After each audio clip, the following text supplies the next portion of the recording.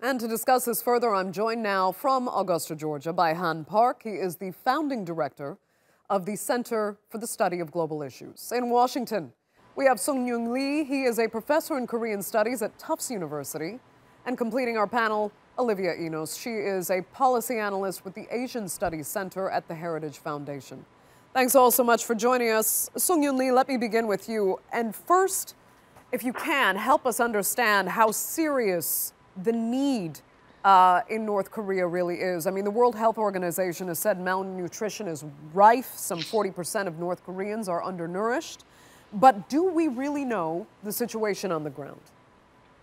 We have a good idea because North Korea suffered a devastating famine in the mid to late 1990s, and various international NGOs, organizations like Oxfam and Doctors Without Borders, operated in North Korea under severe constraints, rules set by the North Korean government, and then grew frustrated and they left. And the UN has been monitoring the food insecurity situation in North Korea ever since then, now more than 20 years ago. One of the most amazing feats about North Korea, which is in so many ways weird and unique, is that North Korea is the only industrialized, literate economy in the world to have suffered a famine and endures this kind of serious food shortage situation each year. You mentioned that by one metric, by the UN, 40%, over 42% of North Koreans today are suffering from malnutrition, malnourishment, which is the term used. Now, when you go down that list of all other nations in the top 10, if you will, North Korea stands out as the only literate, industrialized, urbanized economy. All other nations on that top 10 or top 20 even list have serious problems like high adult illiteracy, as high as 80% of the adult population. Those are immiserated economies, often beset by internal problems. But North Korea is different. It already outpaced South Korea in terms of industrial output now more than 50 years ago in the mid-60s. Yet every year the North Korean people remain hungry. There has to be a logical reason for that situation. But you believe humanitarian aid is needed and should be delivered, correct? Absolutely. And oftentimes people have the misperception that UN resolutions purportedly penalizing the North Korean government and US sanctions against North Korea inhibit the delivery or even prohibit the delivery of food aid and medical supplies and medicine. That is simply not true. In every UN sanctions legislation or executive order, there is an exemption clause. No one wants the suffering of the North Korean people to continue. But under the rules set by the North Korean government, which does not allow basic universal code of conduct like outside monitoring, advance notice and monitoring of where the food and medicine end up, it is very hard to help the North Korean people. Okay. Han Park, I can see you disagreed with some points there. I'll let you go ahead. Yes, you can spit out all these numbers. But I personally witnessed, I visited North Korea many times, most recent just 2 years ago. The food shortage is real, and medical supply is a very short supply. And the United Nations sanctions, American sanctions, in the form of food and medical supply is really felt there. And the North Koreans think that America is using food and medical supplies as weapons. I think that's such a very devastating condemnation of the United States. We want to make sure that we're not doing just that. And North Korea is very poor in terms of basic needs because North Korea has been isolated from the rest of the world for many years. North Koreans do not believe. They failed feeding their people. In fact, they increased domestic crop production quite a bit in the last few years. Okay.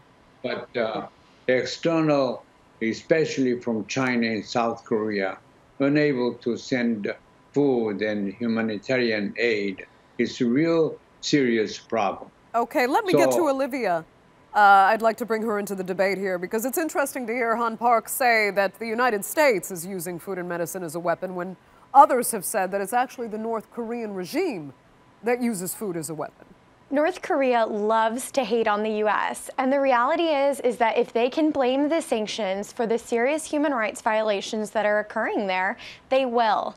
But the reality is that North Korea has diverted funding and resources to the tune of billions of dollars for its missile and nuclear weapons program in the same year that it requested a mere $111 million in food assistance from the World Food Program.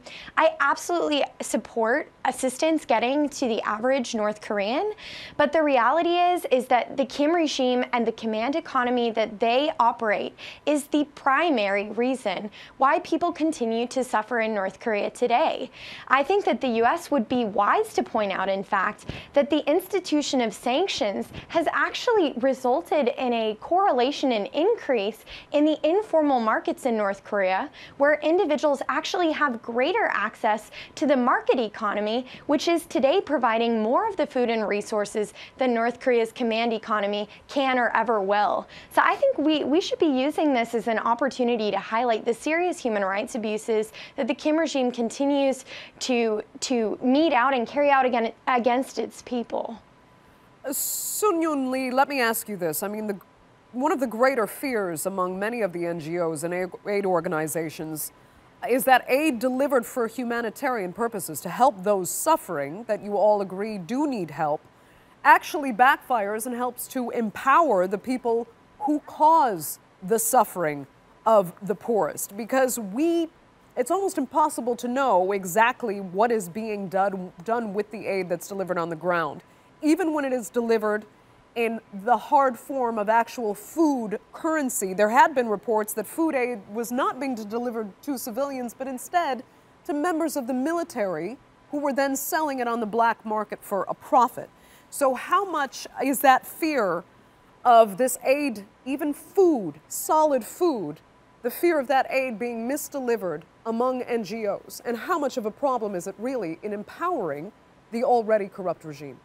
Professor Han said, I'm spitting out numbers. Let me spit out some more UN numbers for our viewers. As you said, North Korea sells food, international food aid on the black market and to third countries. World Food Program food, sacks of rice have been found resold in Thailand during the famine, for example. Many people used to have the notion that the North Korean famine was the result of poor management, poor soil management, a bit of incompetence, and a heavy dose of US sanctions, and even climate change, the most ardent defenders of North Korea say today. Although it's amazing to me how climate change, without fail, each year stops right at the border with China and with South Korea. No one's starving in those two countries. During the height of the famine, at the height of the famine, according to the US State Department, North Korea's defense budget was $7 billion. During the height of the famine, North Korea sold Kim Jong-il, the father of the current leader. He purchased over $1.5 billion worth of outdated Soviet MiGs, warplanes from Kazakhstan and Ukraine. He spent $800 million building the world's most extravagant mausoleum for his father, who died in 1994. To put some of these figures in perspective, had North Korea spent about $100 million, at most $200 million, with which to buy food, import food, not a single North Korean man, woman, or child would have died during those lean years in the mid to late 1990s. Today, of course, North Korea, according to a landmark UN study published on February 17, 2014, North Korea is guilty at the state level of, quote, deliberate mass starvation, the crime of, quote, knowingly causing prolonged starvation, and North Korea spends anywhere between $600 to $700 million a year on the import of so-called luxury goods. So it's not that North Korea doesn't have the money with which to import food, but the perverse priorities of the regime prevent that very sensible action. Okay, Han Park, I'll let you reply. Yes. Real question is, what do we want North Korea to become? a market-oriented capitalist economy and capitalist system. It will never change in that direction. Now, when we have a food aid, a medical aid, they are marketing in black market, all speculations. There may be some numbers, but many, many people are speculating. And what really happens on the ground is, in fact, the food shipped in the direction of military organizations. That is viewed very carefully by the people. So the people will be critical of the military. Even in that country, people's opinion about their system, about the military matters. North Korea, yes, it's a dictatorship and everything else, but people's opinion matters. In that sense, North Korea is people's democracy, like it's China. So I think we cannot expect North Korea to become a capitalist system, but we want North Korea to be a civilized system in the world. In the world, there is no country that will compromise security situation for food, for economic gains. Okay. Always security is considered more important in North Korea as well as everyone, including the United States. I mean, there is this issue I've heard many Koreans bring up of, under the guise of Songbun, this tradition that says it's your family's history that determines what you get, even insofar as how much nutrition you get and what's delivered to you from the government. I think that one of the more interesting things that's going on when North Korea looks at the different types of assistance that it receives, because it's not just food aid, there's also different types of medical assistance that's often given, and there's a whole host of different types of assistance that they receive.